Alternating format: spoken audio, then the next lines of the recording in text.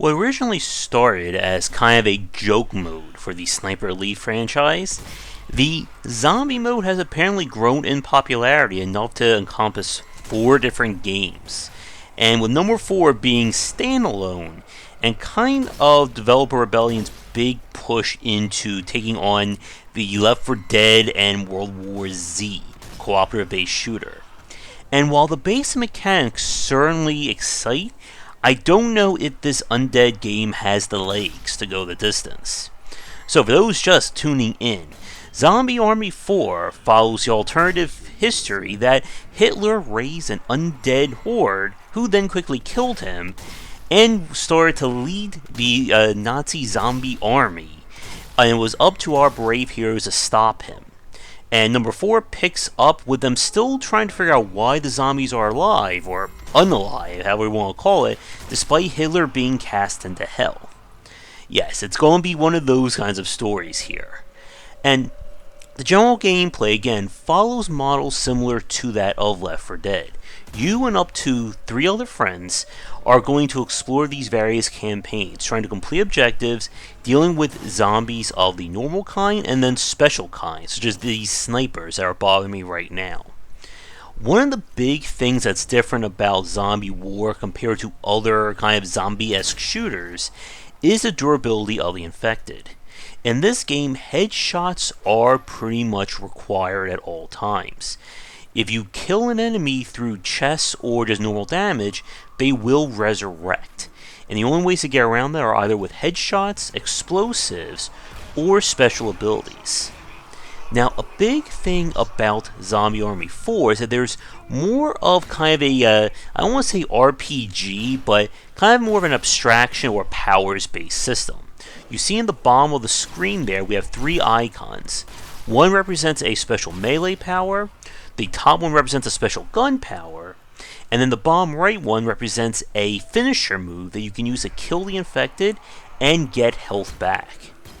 There is also a score mentality or score chasing in this game, with everything that you're doing rewarding with points, bonus challenges for completing specific objectives, and just a lot of things that can go on in a level. There's also the ability to find little hidden challenges, such as collectibles, upgrade kits, and more. Now, with that said, another thing that Zombie Army 4 adds to the formula, compared to World War Z and its previous versions, is a greater focus on persistence. Everything you do in the game will reward you with experience that will let you rank up. You also can choose from different versions or different varieties of weapons in your primary, secondary, and pistol class. Those weapons each have individual skills that you can upgrade, finding upgrade kits. When a weapon is fully upgraded, you can then try to master it. You'll also unlock perks through leveling up and completing specific challenges, which you can add to your character, and then those perks can be upgraded by meeting certain conditions. And all these elements persist whether you're playing it solo, multiplayer, difficulty, you name it. The game also hints at having multiple DLC chapters coming, weekly events to unlock specific skins and emotes, and you can tell that Rebellion really wanted to go in with kind of a long-term reason to play the game, compared to something like Left 4 Dead that had no persistence, or the grindy nature that was in World War Z. And those elements definitely help things out. In terms of the actual structure of each campaign, the game basically mixes up slight objective-based content, just as kill the enemies, collect certain items, with these kinds of arena sections where you're forced to kill every zombie in an area in order to then move on. And there are other special infected that kind of act as quasi-mini-boss in the levels, such as a flamethrower enemy, mini-gunner, and there's also even commanders who can only be killed by heart shots instead of headshots. Now, with all that said, the footage that you've seen so far is just me kind of going through the levels. So we're going to do our quick Patreon supporter and sponsor shout break now, and when we return, I'll show you some multiplayer gameplay, and we'll talk about kind of where Zombie Army 4 stumbles a little bit in terms of its gameplay. And now for a quick shout out to our current Game Wisdom supporters and sponsors. Going forward, all Patreon supporters will get early access to our videos. And if you'd like to continue this discussion on game design, be sure to check out our Discord channel, link down below. If you're looking for more wisdom about game design, be sure to check out my latest offering of books, 20 Essential Games to Study, aimed for first-time developers and students looking for some inspiration for their upcoming games, and Game Design Deep Dive Platformers if you're interested in anything regarding 2D and 3D platforming design.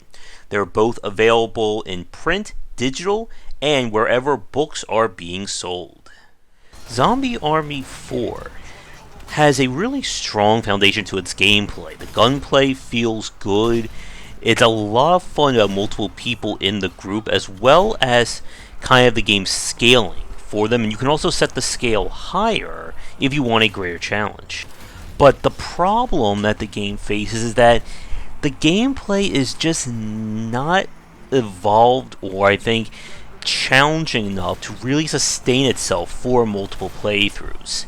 There doesn't appear to be any kind of AI director, like in Left 4 Dead or even in World War Z, that spawns additional enemies or kind of alters how you play through each level. If there is anything along those lines in Zombie War 4, then it is so unnoticeable that it doesn't even really matter. Each campaign is fixed. The areas are handmade and hard-coded, and there is no ability to kind of change directions or go a different route. You're going to be doing the same things every time in every campaign. It's very much like an arcade game in that regard. Probably also thanks to, our multipliers and special powers and things like that. But this kind of stuff does hurt the replay value of the game, despite developers putting so much into the persistent elements with the perks, weapon unlocks, and so on.